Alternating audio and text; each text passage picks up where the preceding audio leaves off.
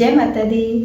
पिछली वीडियो में मैंने आपको बताया कैसे माँ भगवती का आपने आवाहन करना है, पहले कलश को कैसे लगाना है, फिर उसके बाद अखंड ज्योत कैसे लगानी है और फिर आपने कैसे खेतरी बोनी है।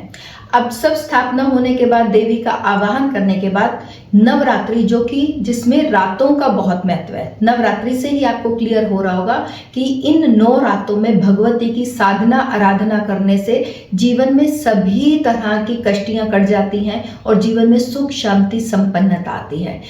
क्योंकि साल में 4 तरह की नवरात्रि आती हैं, 2 जिनके बारे में सबको पता होता है और 2 गुप्त नवरात्रि होती हैं जिनके बारे में बहुत सारे लोगों को नहीं पता होता।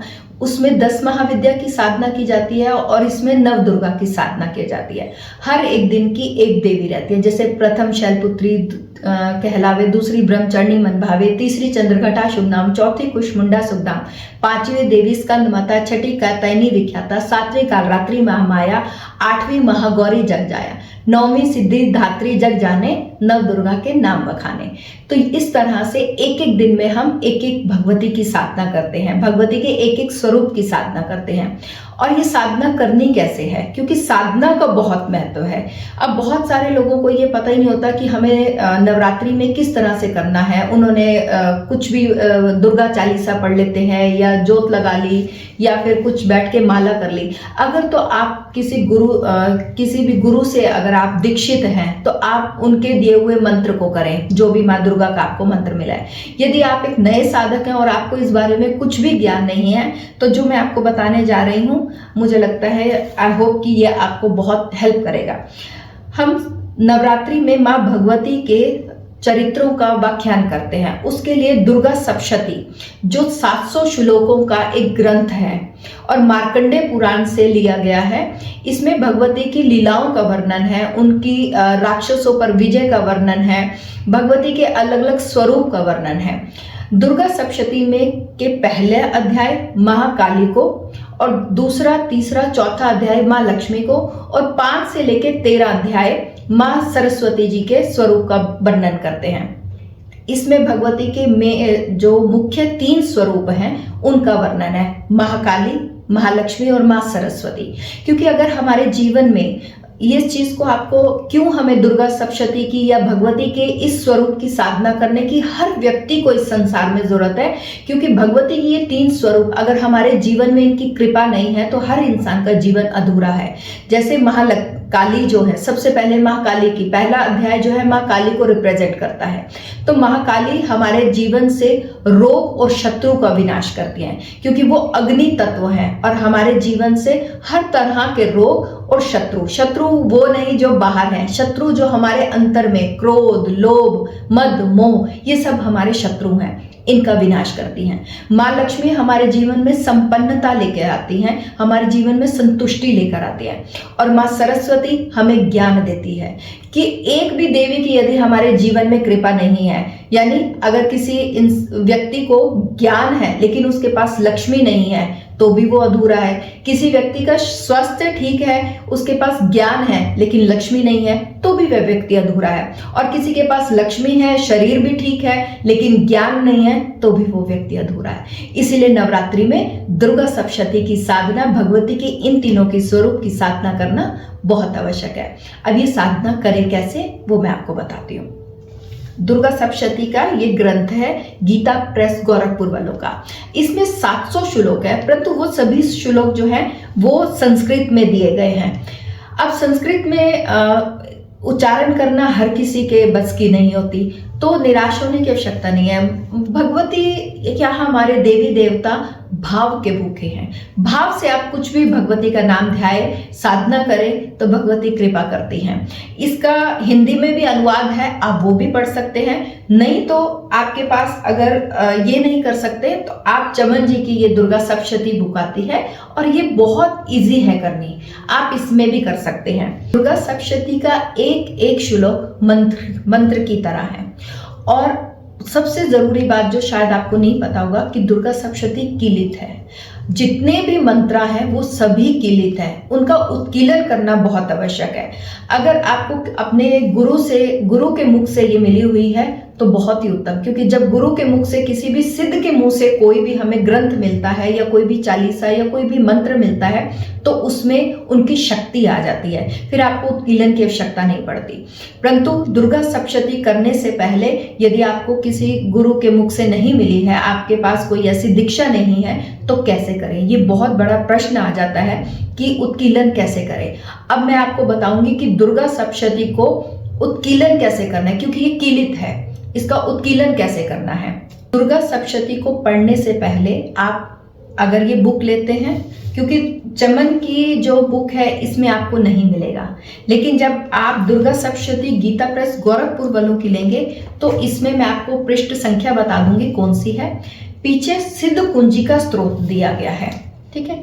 सिद्ध कुंजिका जैसे कि नाम से ही क्लियर है, सिद्ध कुंजिका, कुंजिका यानी कि चाबी, सिद्ध करने की चाबी। तो दुर्गा सप्तशती या जितने भी हमारे ब्रह्मांड के जितने भी हमें मंत्र हैं उन सभी को सिद्ध करने की चाबी है सिद्ध कुंजिका स्त्रोत।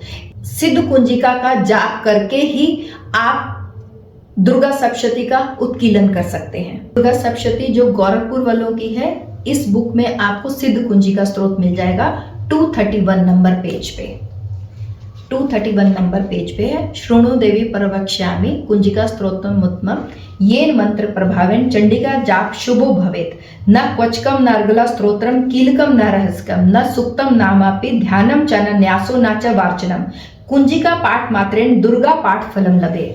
इसमें भगवान शिव कह रहे हैं, माँ भगवती को बता रहे हैं कि दुर्गा सप्तशती का ये कुंजिका का पाठ करने के लिए ना तो क्वच की, ना अर्गला स्त्रोत की, ना कीलकम की, ना सुक्तम की, ना ध्यान की, ना न्यास करने की, किसी भी चीज की आवश्यकता नहीं पड़ती है कि सिर्फ सिद्ध कुंजिका का पाठ करके उसके बाद डायरेक्ट जो है आप दुर्गा सप्तशती के जो प्रथम अध्याय है, प्रथम अध्याय से लेके 13 अध्याय तक का आप उच्चारण कर सकते हैं।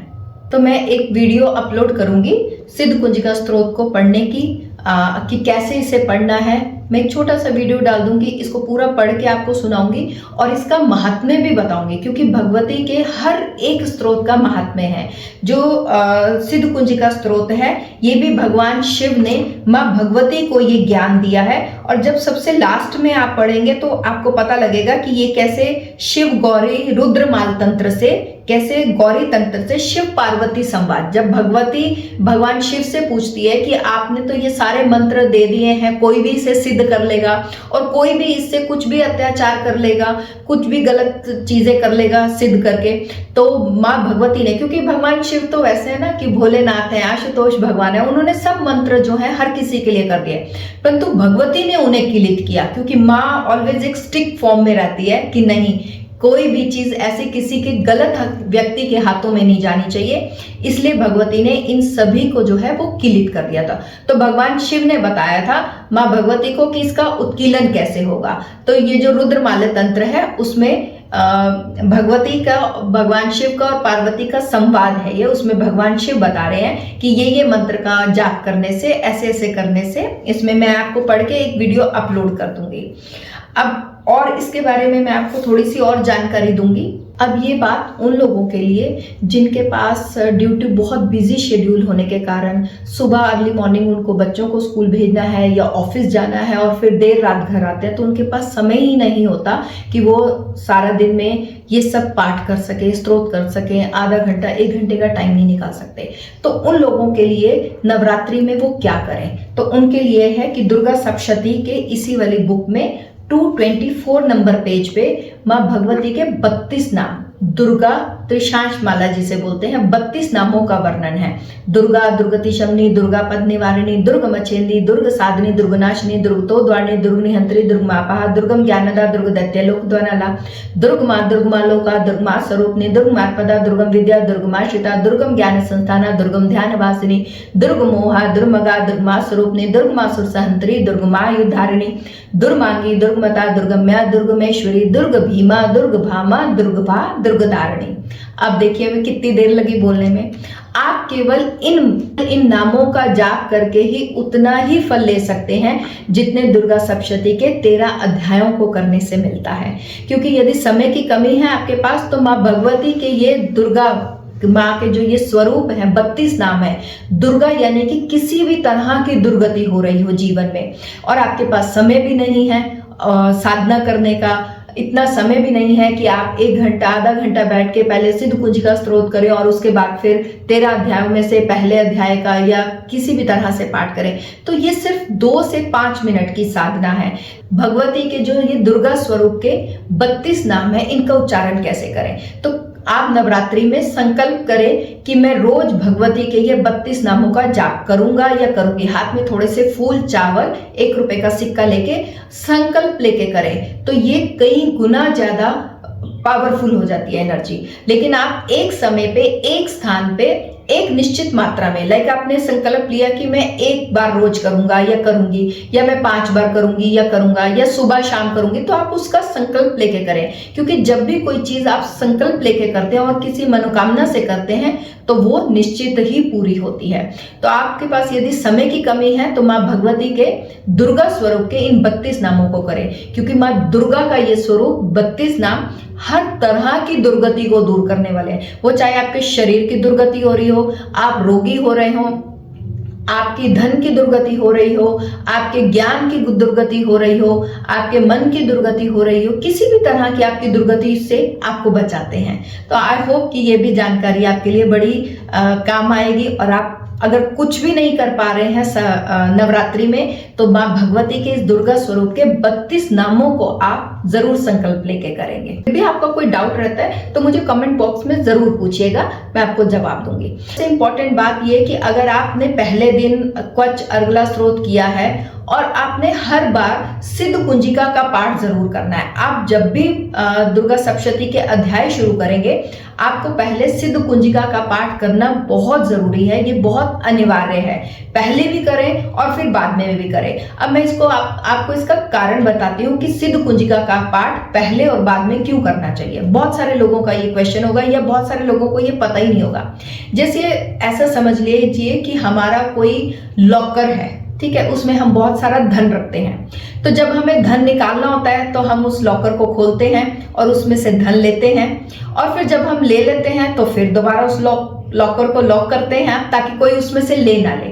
तो सेम वैसा ही है ये भी कि हम जब ये भगवती की इस ऊर्जा को लेते हैं तो उसके लिए भी हमें पहले लॉक ऑन करना पड़ता है और फिर लॉक ऑफ करना पड़ता है, क्योंकि ये ऊर्जा ऐसी है कि ये एक नियम है कि सिद्ध कुंजिका का पाठ पहले भी करना है और फिर बाद में भी करना है, क्योंकि इसे चाबी बताई गई है। चाबी से आपने ताला खोला, अंदर से ऊर्जा ली, उसे अपने अंतर में धारण किया और फिर उसे वापस से बंद करना है। ये नियम है। आप इसमें कोई लॉजिक लगाएंगे, तर्क वितर्क करेंगे तो उसका जवाब मैं नहीं दे सकती। जो मैं खुद 20 वर्षों से कर रही हूँ वो मैं आपको बता रही हूँ।